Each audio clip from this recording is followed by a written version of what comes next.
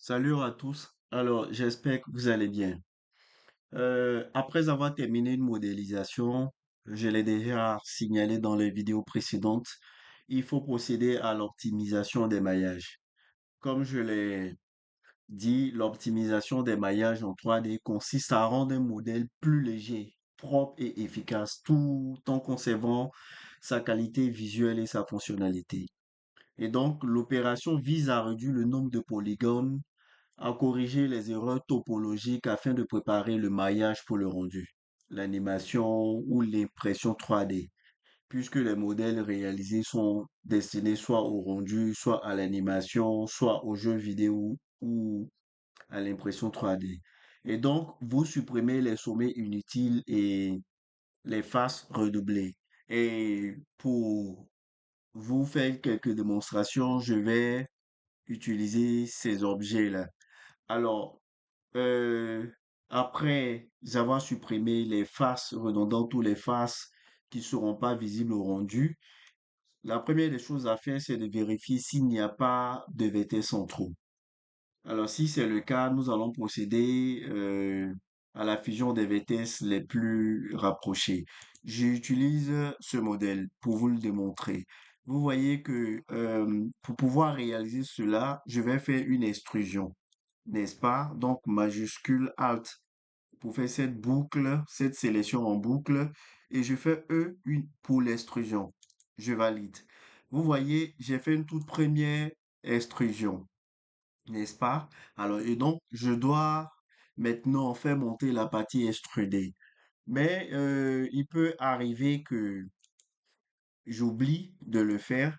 Et remarquez ici le nombre de vertèces. Je suis à 72. Je vais faire CTRL Z. Je suis à 60. Vous voyez, initialement, j'étais à 60.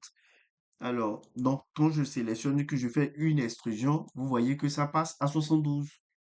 Et donc, j'oublie de faire monter la partie extrudée parce que je faisais autre chose. Je reviens encore et je fais une autre extrusion. Cette fois-ci, je suis à 84 et je fais monter. Et puis, je termine en fermant cette partie-là avec Grid Field. Vous voyez? Mais je ne vois pas les vertèces en trop. Alors donc, pour pouvoir vérifier ces vertèces en trop là, il sera difficile véritablement de le voir puisqu'on n'arrive pas à le voir. Alors, nous avons ici un outil. Nous irons dans Select. Donc, vous voyez que là, je suis en mode édition. Donc, je vais dans Select et je prends Select All by Trait. Ensuite, Face by Side. Face by Side et vous voyez, j'ai pris d'abord Greater Than 4, mais avant. Alors, Greater Than 4, je le fais, mais ça n'apparaît pas, n'est-ce pas? Donc, vous voyez qu'avec cette procédé-là, on ne peut pas voir le nombre de vertex superflus. Alors, qu'est-ce que je fais? J'appuie A pour tout sélectionner, M et By Distance. Et vous voyez qu'il me dit qu'il a enlevé 12 vertex. Vous comprenez? Parce que ces 12 vertex sont assez rapprochés et n'ajoutent rien à mon modèle. Voilà, donc comment, d'une manière, d'une autre, je peux supprimer le nombre de vertex on trouve. Donc en utilisant cette fonctionnalité-là qui est merge, donc le raccourci clavier c'est M, donc merge et je prends by distance. Et là, ici, il me dit qu'il y a 0 vertex enlevé. Alors, je prends maintenant cet objet-là. Donc, je ferai la même chose.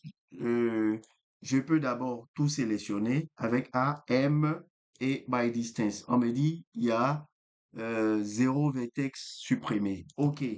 Mais je veux continuer à vérifier s'il y a des vertex dans des positions où, je dis des vertex qui ne devaient pas avoir.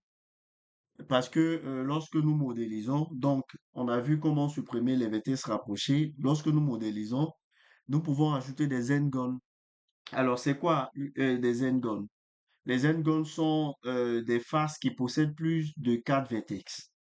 Et donc, pour détecter les n-gons avec plus de 4 vertex, j'utilise Select et all by three comme tout à l'heure et je prends face by side également. Et face by side, par défaut, vous allez voir que c'est là equal to 4, n'est-ce pas? Alors, equal to 4 veut dire égal à 4. Donc, vous dites au logiciel de sélectionner les faces ayant 4 vertex. Bien sûr, qu'il va sélectionner ces faces-là. Mais là, moi, je veux qu'il sélectionne les faces ayant plus de 4 vertex. Donc, je vais mettre greater than. Et je choisis greater than force. Donc, vous remarquez, il a choisi cette face-là. C'est tout à fait normal qu'il choisisse celle-ci. Alors, on l'a déjà vu dans les vidéos précédentes. Donc, sélection de face, je vais la supprimer et la remplacer. Donc, je passe en sélection d'arrête. Je fais la boucle avec majuscule Alt, CTRL F et je choisis Grid Field. Je peux le laisser à 1 pour réduire le nombre de faces. Vous voyez, et puis je continue mes vérifications. Alors, là, vous voyez que cette partie est désélectionnée. Par contre, celle-ci est sélectionnée. Alors, vous remarquez que nous avons pour cette face un, 2, alors, donc 3, 4, 5 sommets. Donc, on utilise les thèmes. Donc, nous avons des arêtes, 5 arêtes, n'est-ce pas? Mais ici, je vois quand je remonte, alors ici, j'ai ajouté ces arêtes-là. Donc, je vais chercher à l'enlever. Je passe en sélection d'arête. Je fais majuscule Alt et je sélectionne celle-ci. Et puis, qu'est-ce que je vais faire pour l'enlever? Alors, si vous voulez sélectionner arête par arête, c'est assez long.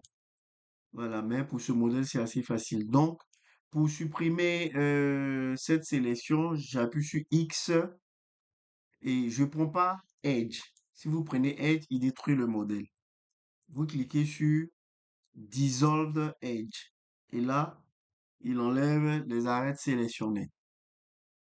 Je continue toujours à vérifier.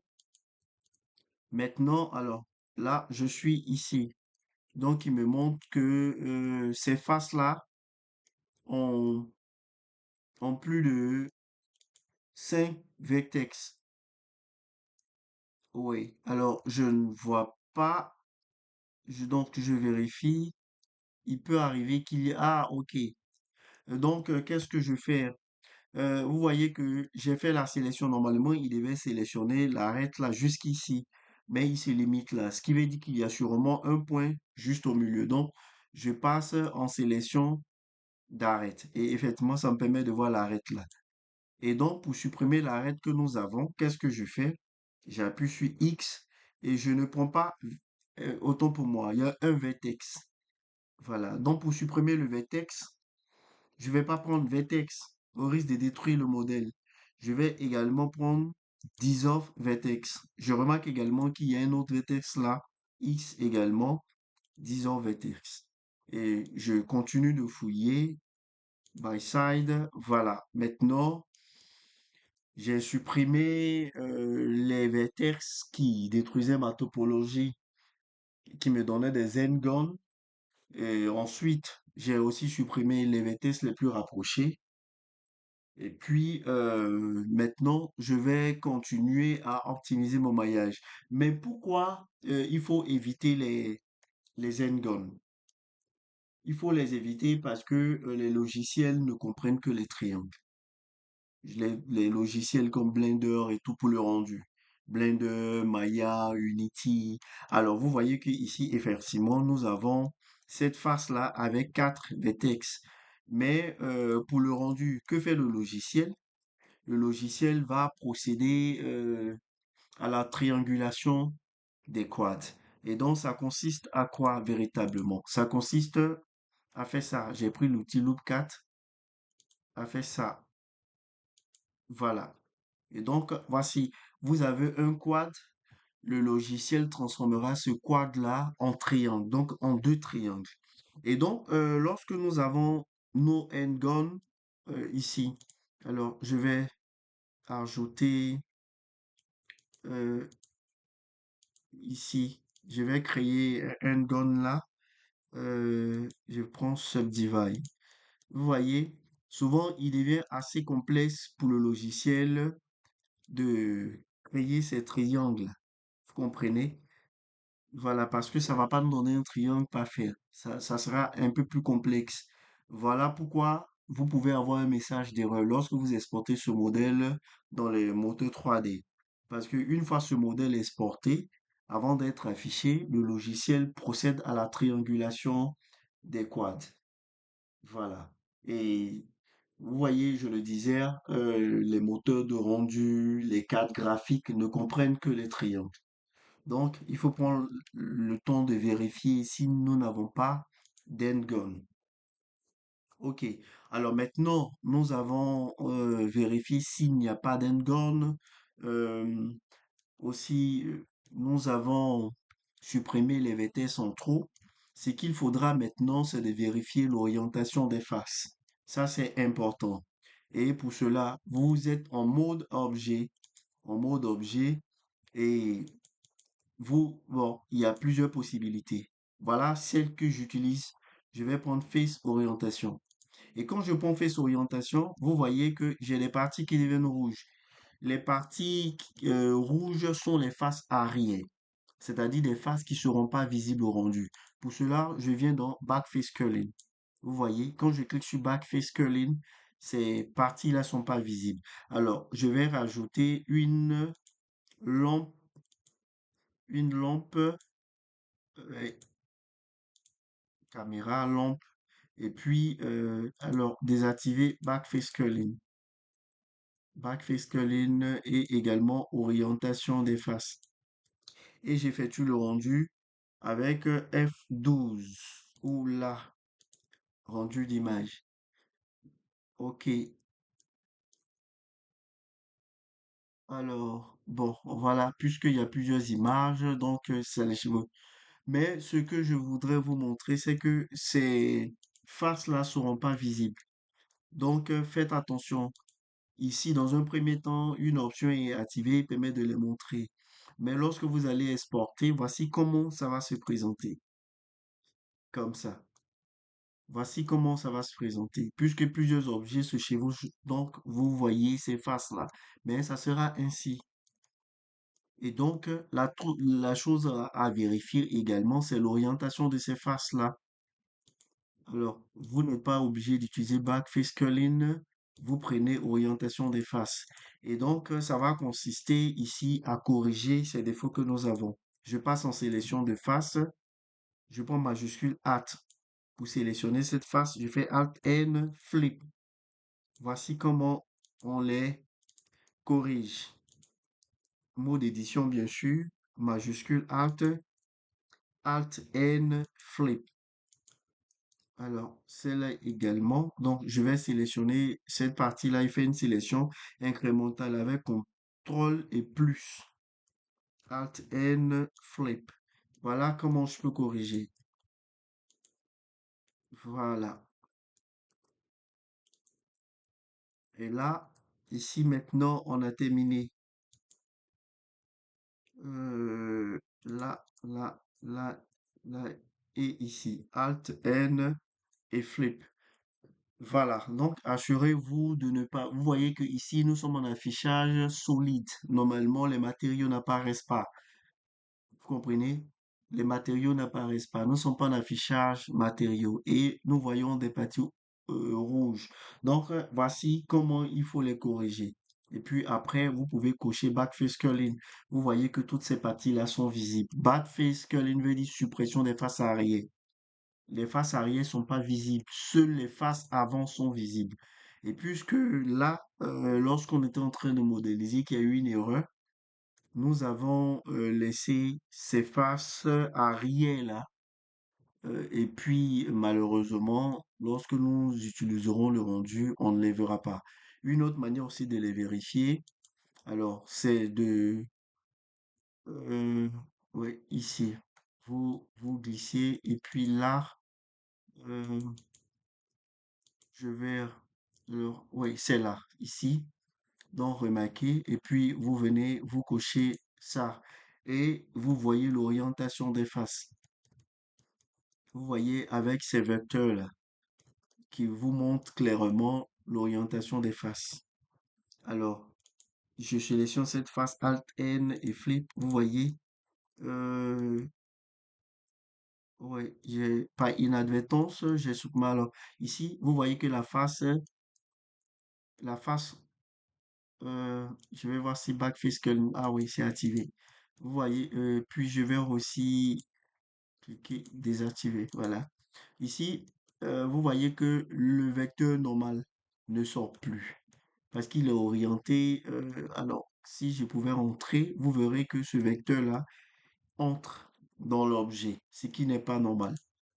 Et donc, pour le vérifier également, ça c'est une possibilité de vérification. Je fais Alt N, flip. Et là, je vais ressortir ce vecteur-là. Il en est de même aussi pour ces parties-là. Alt N et flip. Donc, voici comment nous pouvons corriger les problèmes liés à l'orientation des faces et comment nous pouvons les vérifier, bien entendu. Et donc, une fois avoir vérifié tout cela, après la modélisation, ce qui nous reste, c'est de vérifier les transformations. Alors, je supprime celui-ci. Vous voyez, j'ai cet objet, j'appuie sur la touche N et je vérifie les scales. Le scale doit être à 1. Donc, je fais CTRL A et j'applique le scale. Je clique sur scale et là, ça me met tout le scale à 1.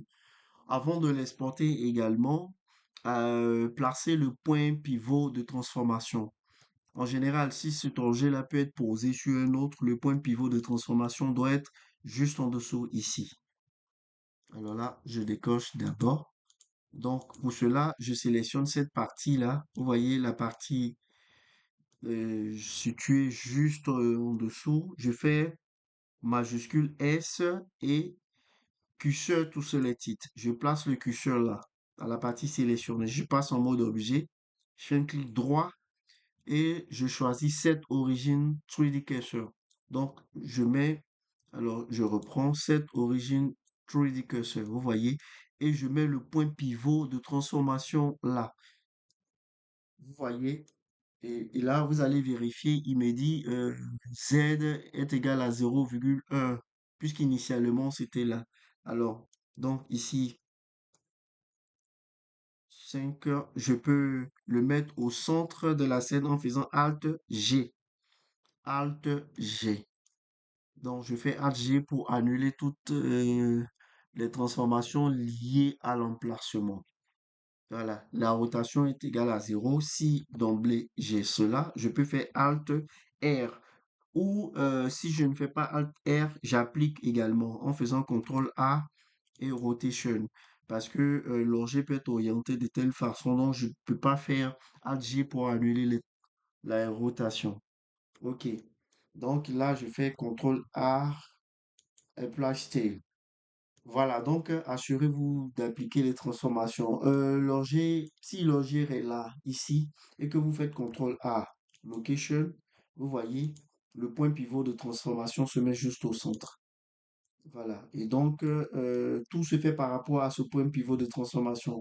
Lorsque vous placerez cet objet-là dans une autre scène, vous verrez que ce objet-là sera légèrement décalé, soit vers la gauche ou vers la droite. Seul le point pivot se mettra là où vous voudrez bien le placer.